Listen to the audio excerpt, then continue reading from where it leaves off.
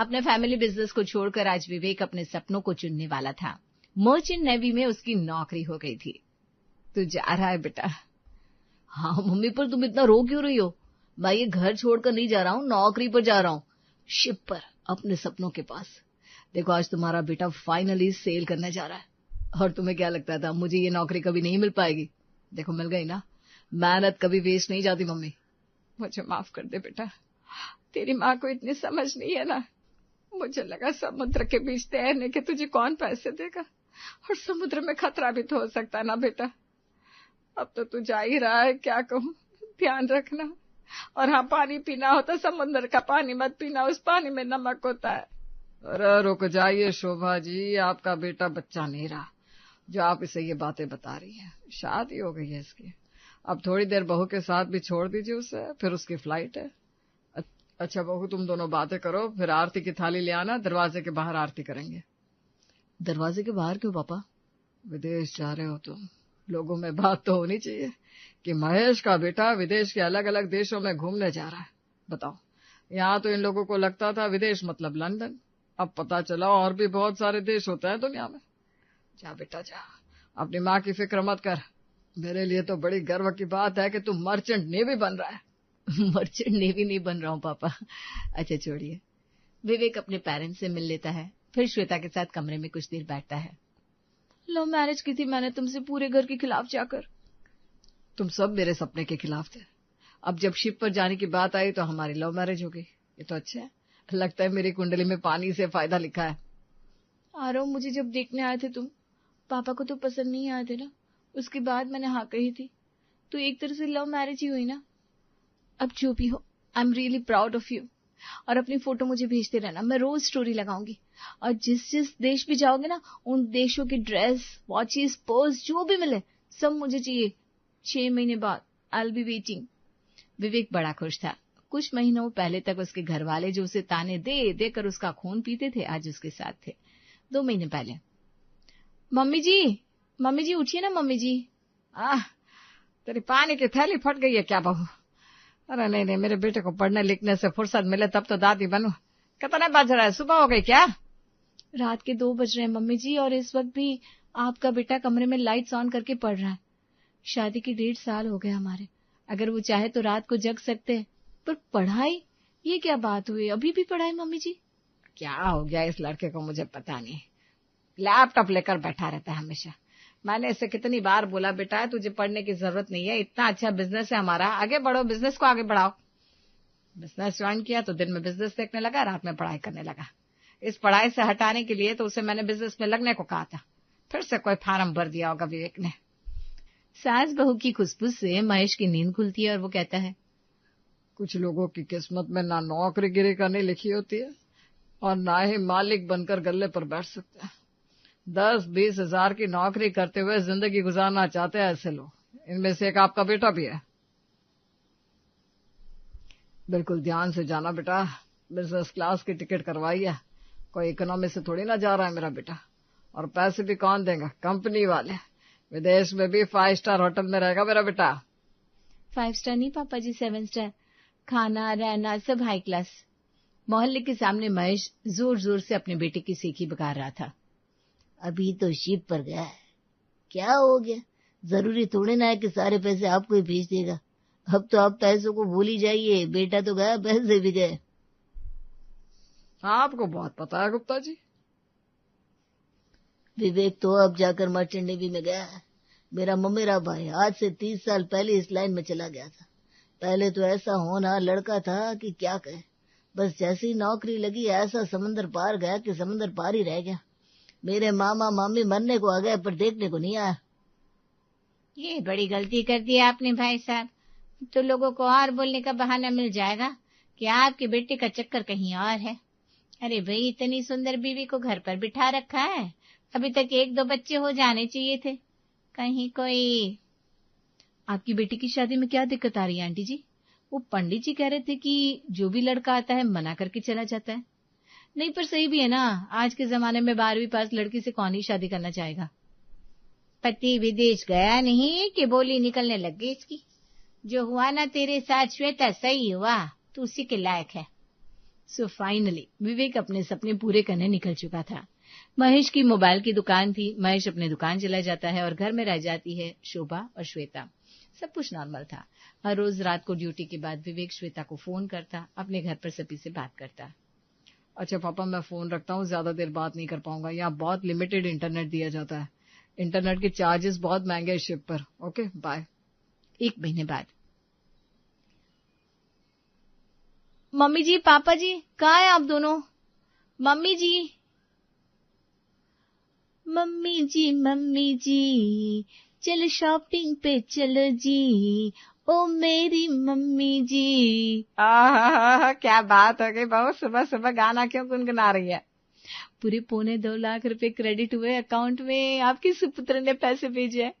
मोहल्ले वालों के मुंह पर जूते मारने का वक्त आ गया है मम्मी जी। 2.25 लाख, 2.25 लाख। तो मेरा बेटा मुझ पर गया है।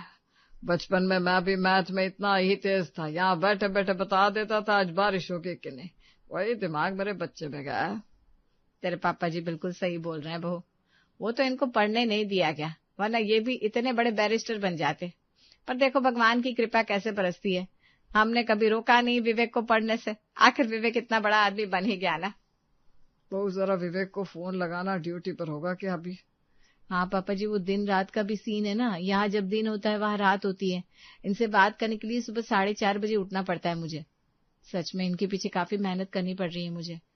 वैसे क्या कहना चाहते हैं बताइए ना, मैं मैसेज कर देती हूँ, मैसेज देख लेते हैं। ये फोन कॉल में पैसे ज्यादा लग जाते हैं ना, मैसेज में प्रॉब्लम नहीं है।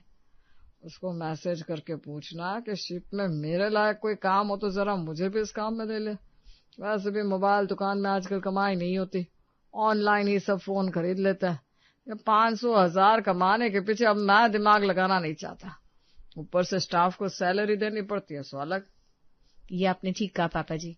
और वैसे ये बता रहे थे कि बहुत सारे इंजीनियर और शिप में बाकी ऑफिसर अपनी वाइफ को भी लेकर आता है, तो फिर मैं भी क्यों नहीं जा सकती? मतलब तुम सब चले जाओगे और मैं यहीं रहूंगी? ना ना, मैं भी चलूंगी। अगर यहाँ दादी नहीं बनी तो समंदर के बीचों बीच ही सही। विवेक के घर का माहौल बड़ा ही खुशनुमा हो चुका था। कोई घिसपिस नहीं, कोई ड्रामा शामा नहीं, बस आराम ही आराम।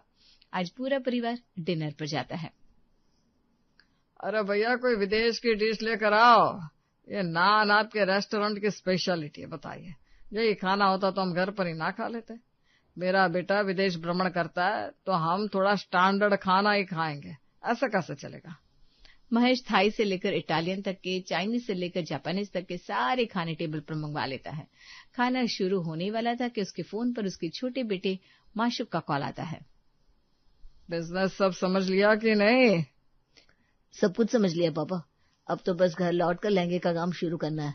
कसम से सूरत की फैक्ट्री में क्या माल बनता है, बिजनेस में ही असली पैसे हैं। आप बिल्कुल सही कहते थे पापा। हाँ तो घर वापस आ जा और तैयारी शुरू कर दो। तुझे पढ़ा लिखा कर कुछ बनाना है अपने भाई की तरह। यहाँ सीजन में भी 80,000 से ऊपर मेरी कमाई नहीं हो रही, और वो वहां बैठे बैठे 2.25 लाख रुपए बेच रहा है। बेटा हो तो विवेक जैसा, तुझे भी वैसा ही बनना बेटा। जो विवेक अब तक बुरा था, अकाउंट में पैसे क्रेडिट होते ही अच्छा हो चुका था। 6 महीने तक रेगुलर 1 तारीख को विवेक अपने पेरेंट्स को पैसे भेज दिया करता। 8 महीने बाद विवेक वापस अपने घर लौट आता है, खाने के टेबल पर। यहाँ शहर में तो सितारे दिखते ही नहीं मम्मी।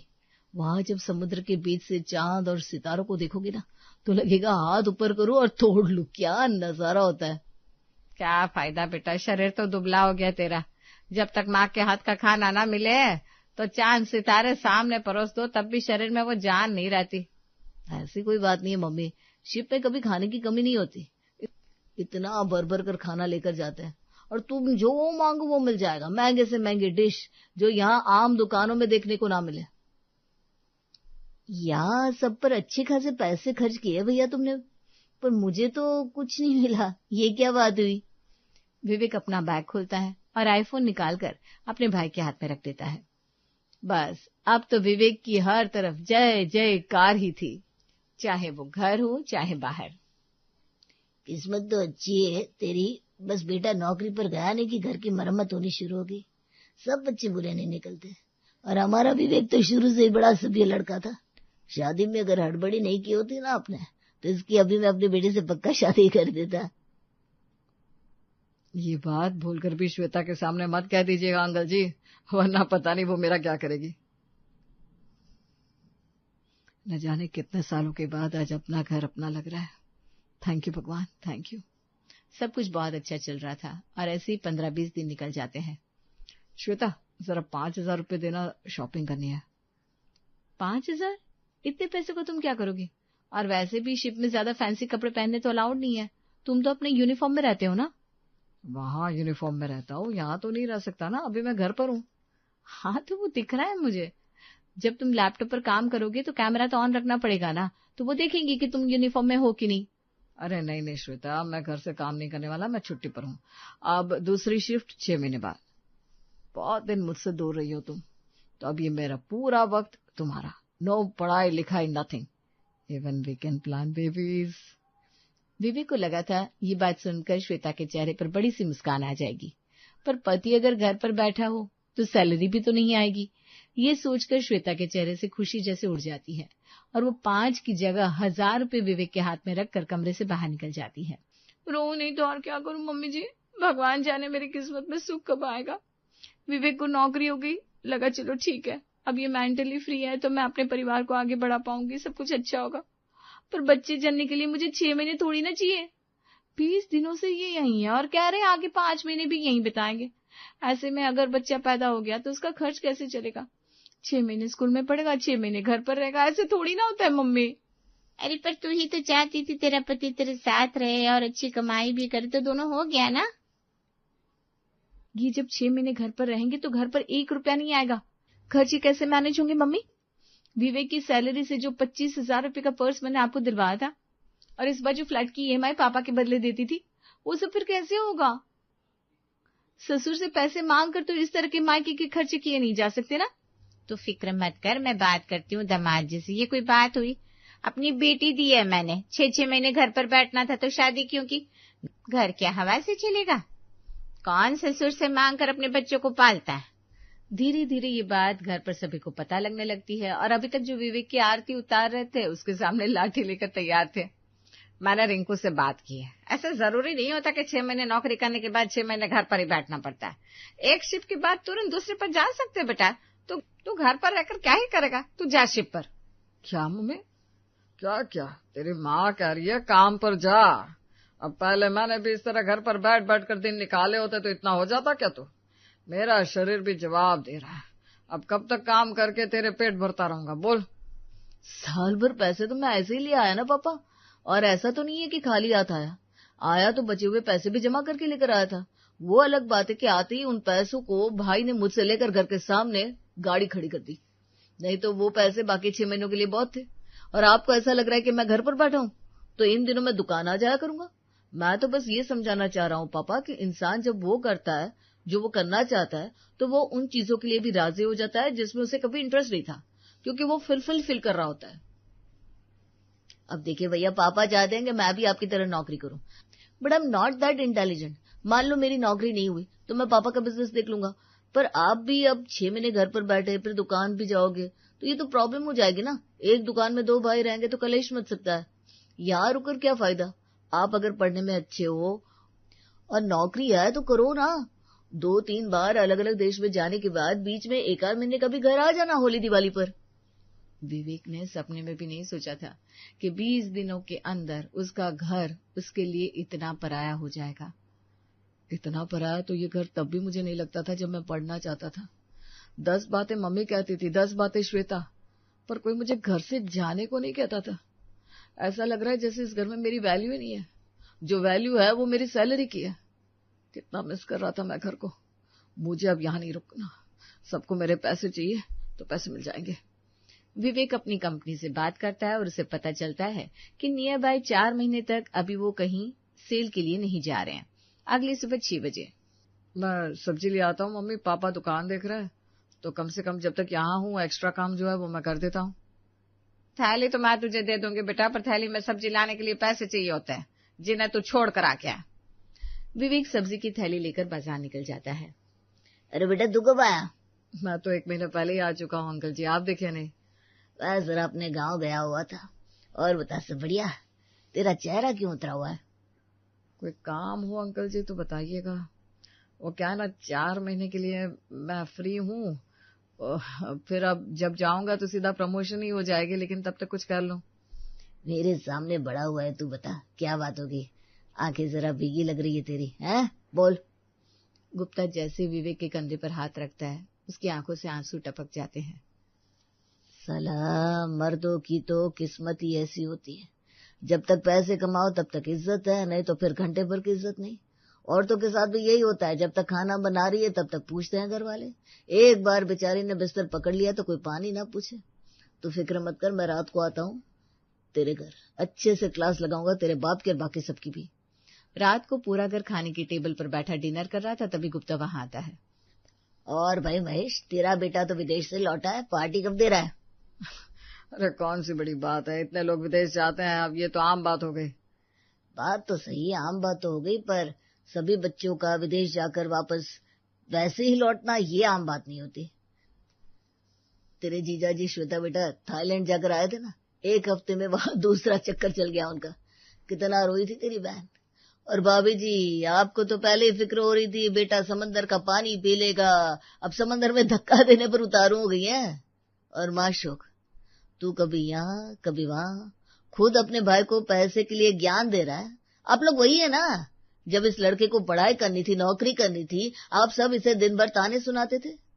ये दिन भर दुकान में बैठता था, फिर रात को पढ़ाई करता था, उससे भी आप लोगों को दिक्कत थी।